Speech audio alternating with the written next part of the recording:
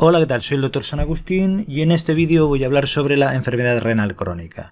¿Qué es esto de la enfermedad renal crónica? Pues es una pérdida de la función renal que es progresiva e irreversible por afectación del filtrado glomerular que se encontrará disminuido o por un daño renal que se detectará por unos marcadores de lesión renal.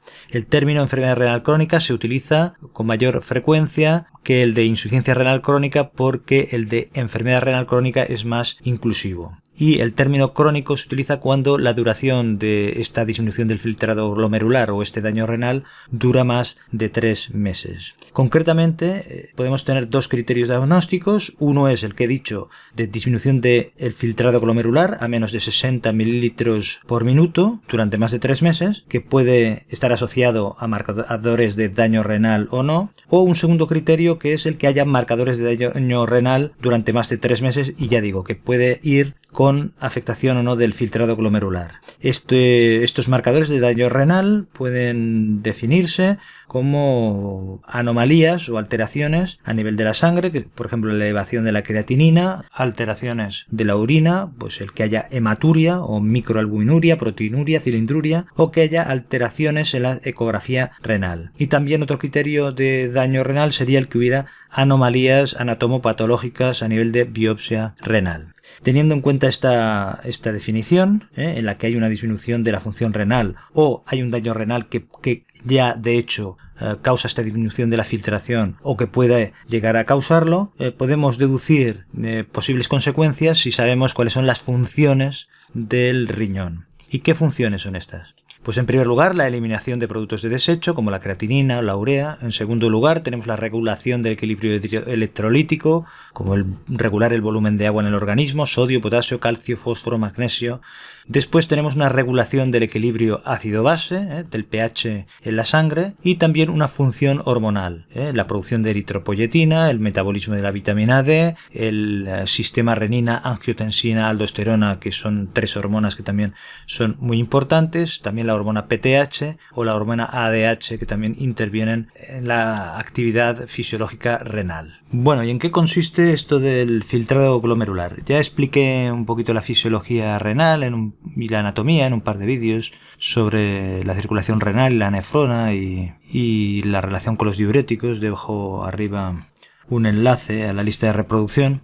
Pero bueno, básicamente es que consiste en que la sangre entra en el riñón a través de la arteria renal y esta se va bifurcando, se va dividiendo hasta llegar al elemento básico que es el glomérulo renal. Llega por la arteriola aferente que entra dentro de la cápsula de Bowman. Ahí hay un ovillo, se forma lo que se llama ovillo capilar y se producirá la filtración propiamente dicha.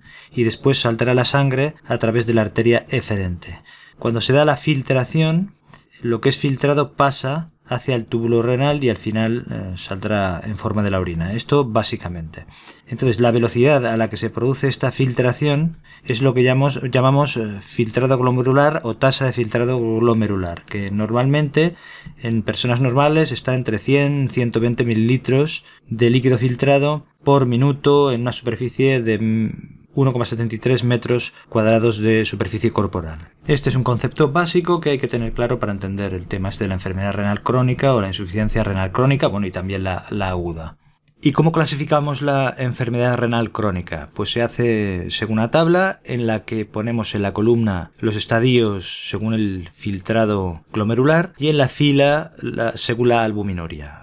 Los estadios son tipo 1, 2, 3A, 3B, 4 y 5. El tipo 1 sería el que presenta una afectación o un daño renal que sería normal o un filtrado glomerular incrementado, mayor de 90 mililitros por minuto, 1,73 metros cuadrados. En el estadio 2 es una disminución ligera del filtrado glomerular, leve, con valores entre 60 y 89. En la 3A es una reducción moderada o leve moderada, entre 45 y 59 mililitros por minuto. En la 3B es una reducción moderada, entre 30 y 44 mililitros por minuto. En la tipo 4 o estadio 4 sería una reducción severa del filtrado glomerular entre 29 y 15, y estadio 5 un fallo renal con menos de 15 mililitros minuto. Esto lo cruzamos con la albuminuria y se dividiría en tipo A1, A2 o A3, cada uno de los estadios anteriores. El A1 sería el ratio entre albúmina creatinina menor a 30 miligramos por gramo, el A2 entre 30 y 229 miligramos por gramo y el A3 mayor a 300 miligramos por gramo. Aquí la situación será peor conforme disminuye el filtrado glomerular, y para el mismo filtrado glomerular la situación es peor conforme sea mayor la albuminuria. Es decir, cuando el riesgo es mayor quiere decir que hay mayor riesgo de progresión de la enfermedad renal crónica o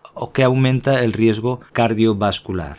Hemos dicho antes que el diagnóstico se establecía a partir de una disminución de 60 mililitros por minuto del filtrado glomerular. Esto sería un estadio 3A o mayor. El tema es que en el estadio 1 o 2 no se considera que haya enfermedad renal crónica o que está en una situación normal o límite con la normalidad, y entonces para considerar que tenemos un diagnóstico necesitamos uno más de los marcadores de daño renal que he comentado al principio. Por ejemplo, que la albuminuria sea mayor en estos dos estadios, en uno mayor a 30 miligramos 24 horas, o el cociente albúmina creatinina, el ratio, sea mayor a 30 miligramos gramo, es decir, el estadio A2, A3, o que te encuentras anomalías electrolíticas por alteraciones tubulares, alteraciones en el sedimento de orina o anomalías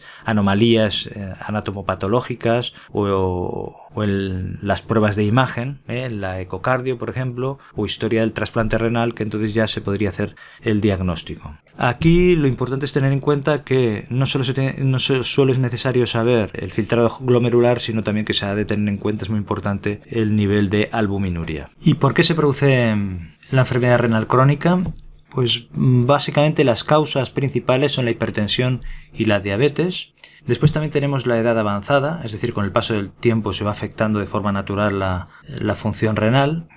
Y después también el tener antecedentes de enfermedad de cardiovascular por otras causas. Aparte de estas tenemos una larga lista de posibles causas que pueden predisponer a una enfermedad renal crónica. Pueden ser enfermedades autoinmunes como el lupus eritematoso sistémico, la artritis reumatoide, infecciones como la del VIH, pero también infecciones por el virus de la hepatitis B o C, también la amiloidosis, el mieloma múltiple, la poliquistosis, también la estenosis de la arteria renal. Después acciones de tóxicos como por ejemplo el tabaco o la heroína. Fármacos también pueden ser la causa, como por ejemplo los antiinflamatorios no esteroideos, los AINE, o en trasplantados renales por ejemplo la ciclosporina o el tacrolimus.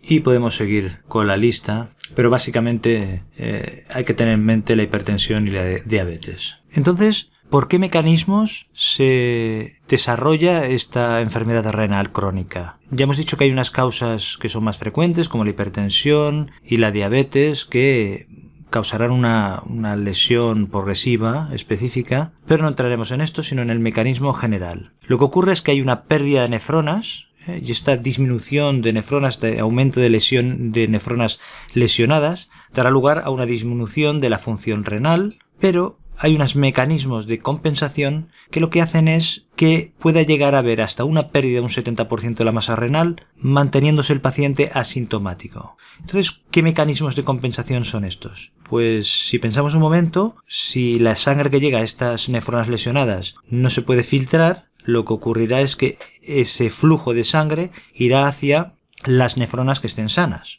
Pues esto es lo que ocurre. Lo que habrá es un aumento de presión hidrostática en estas nefronas sanas, y además habrá una vasodilatación en la arteria aferente, es decir, la que lleva la sangre hacia el ovillo vascular del glomérulo, de forma que habrá una hiperfiltración glomerular. También hay una hipertrofia secundaria del glomérulo sano, progresiva, que hará que aumente la superficie que se filtra. Y esta hiperfiltración es lo que compensará el que haya nefronas lesionadas o perdidas que no están funcionales. El problema está en que esta hipertensión del capilar glomerular, que va manteniéndose durante el tiempo, llega un momento que va lesionando los capilares del glomérulo y distiende las células mesangiales, con lo que habrá una síntesis de citocinas, de factores de crecimiento, de fibrogénesis, que dará lugar a la hipertrofia glomerular que he dicho anteriormente y al final a una glomerulosclerosis, que es básicamente esta sustitución de este tejido vascular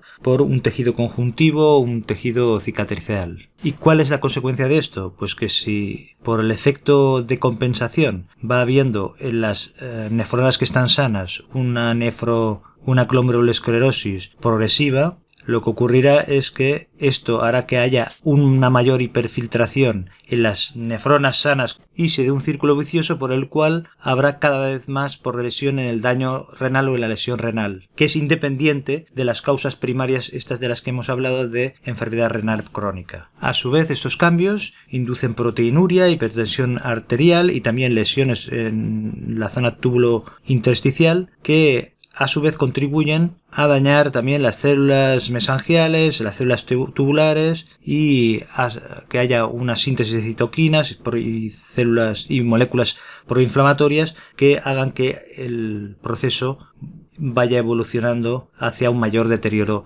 renal. ¿Y cuál es la consecuencia de este deterioro progresivo de la función renal? Pues unas manifestaciones clínicas y de laboratorio que en gran parte las podemos deducir si tenemos en cuenta las funciones del riñón que he comentado al principio del vídeo. Ya he dicho que eran la eliminación de productos de desecho como la urea, creatinina, la regulación del equilibrio hidroelectrolítico, el volumen de agua en el organismo, sodio, potasio, calcio, fósforo, magnesio, la regulación del equilibrio ácido-base y funciones hormonales como por ejemplo la producción de eritropoyetina, el metabolismo de la vitamina D o el eje renina, angiotensina, aldosterona. También tenemos la hormona paratiroidea y la ADH que también interviene a nivel del riñón. De todas formas, hay que tener en cuenta que normalmente los estadios 1, 2, 3A, 3B, es decir, del estadio 1 a 3, normalmente nos encontramos que son asintomáticos, es decir, no presentan manifestaciones clínicas y estas empiezan normalmente a partir del estadio 4, en el estadio 4 y 5, cuando el filtrado glomerular disminuye a menos de 30 ml por minuto. Y lo que empezamos a ver son los trastornos clínicos y también las manifestaciones metabólicas y endocrinas y del equilibrio hidroelectrolítico. La única excepción en la que podemos encontrarnos síntomas como poliuria, hematuria o edema en estadios más precoces es en pacientes cuya causa de la enfermedad renal crónica sea una enfermedad tubulointersticial o un síndrome nefrótico o una enfermedad poliquística renal que se asocie con estos síntomas en estadios más precoces. En los demás casos los síntomas aparecerán en el estadio 4 o 5 con mayor probabilidad. Pero entonces, ¿qué alteraciones clínicas y de laboratorio nos encontramos en concreto?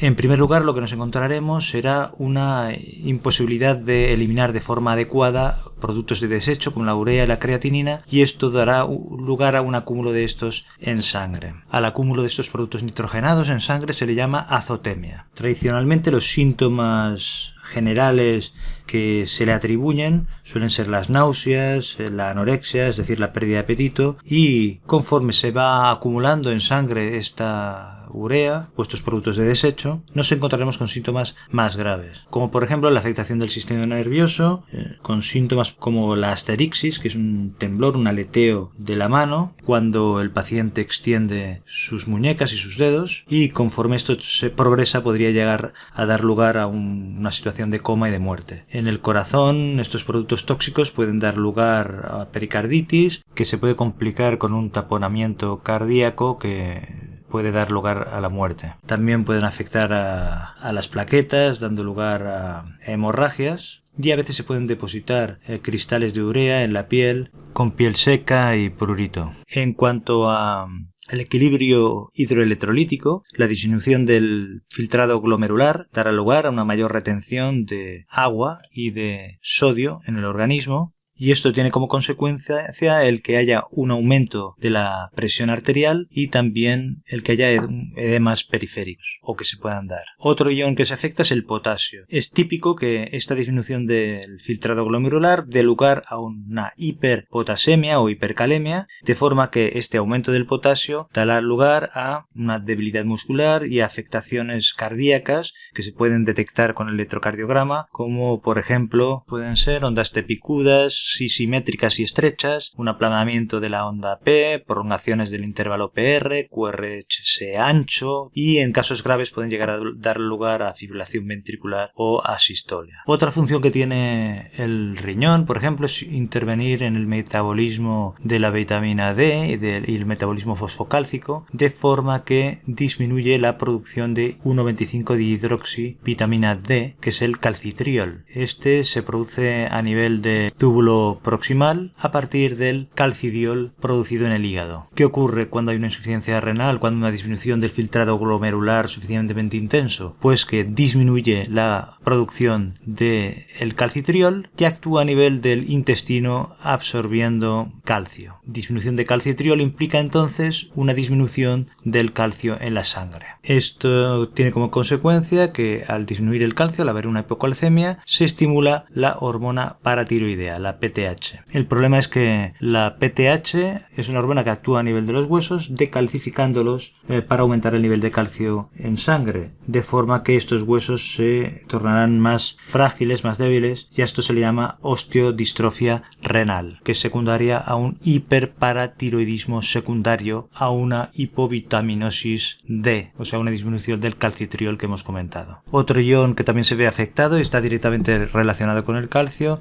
es el fósforo, que la disminución de la filtración glomerular lo que causa es un aumento del fósforo en sangre y que indirectamente también estimulará el aumento de la PTH, de la hormona paratiroidea. El riñón también interviene en el equilibrio ácido-base, como ya sabemos. Lo que hace es, según las necesidades del organismo, secretar hidrogeniones o reabsorber bicarbonato, de forma que colabora en el mantenimiento de este equilibrio del pH en la sangre o en el organismo. En el caso de que haya una enfermedad renal crónica, a veces esta capacidad se ve disminuida de secreción de hidrogeniones y de reabsorción de bicarbonato y dará lugar a una acidosis metabólica, que entre otras cosas puede afectar a nivel del hueso, provocando su decalcificación. La renina también se afecta a nivel de enfermedad renal crónica. Al principio hay un aumento de la renina porque capta esta disminución en diferentes nefronas del filtrado glomerular y entonces hay un aumento de renina que lo que causará es una hipertensión, un aumento de la tensión arterial, que forma parte del círculo vicioso de lesión progresiva que se va produciendo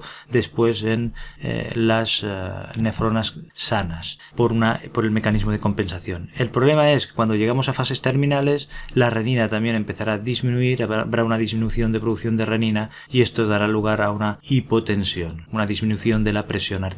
Otro efecto que puede tener la enfermedad renal crónica es que llegue un momento en el que afecte la producción de eritropoyetina por parte del riñón, que se secreta en las células intersticiales tubulares, y esto dará lugar a una anemia normalmente normocítica normocrónica. ¿Y cómo se establece el diagnóstico? ¿Cómo se procede? Bueno, como siempre, la historia clínica, con la anamnesis, exploración física y las pruebas complementarias necesarias, que mucho de esto ya lo podemos deducir por lo que hemos explicado hasta ahora. Y no me voy a extender mucho, ¿no? Que hay que pedir unas pruebas con un hemograma, una bioquímica, la orina, y tendremos que ver si hay que pedir algunas pruebas complementarias para descartar algunas causas primarias, como por ejemplo el mieloma múltiple o el lupus eritematoso sistémico, las diferentes glomerulonefritis, enfermedades infecciosas.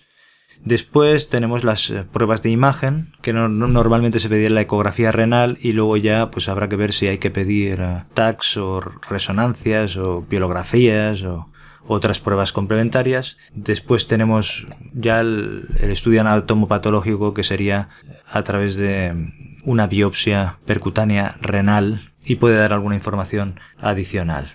Pero como ya he dicho al principio, pues lo que buscamos es una filtración glomerular menor a 60 mililitros por minuto, entre 1,73 metros cuadrados durante al menos 3 meses y determinar la albuminuria para clasificar la posible enfermedad renal crónica. En cuanto al tratamiento o al manejo de la enfermedad renal crónica, aquí no me voy a extender, pero lo que hay que hacer es tratar la causa subyacente. Ya hemos comentado antes que lo más frecuente es que sea la diabetes, la nefropatía diabética o hipertensiva o ambas. Entonces, un control estricto de la diabetes y de la hipertensión arterial es importante, pero también puede haber otras causas subyacentes que también habrá que detectar y tratar específicamente. Después, lo que hay que hacer es intentar detectar posibles manifestaciones patológicas o las alteraciones clínicas o analíticas que hemos comentado antes, de la sobrecarga de volumen y los edemas que se pueden tratar con diuréticos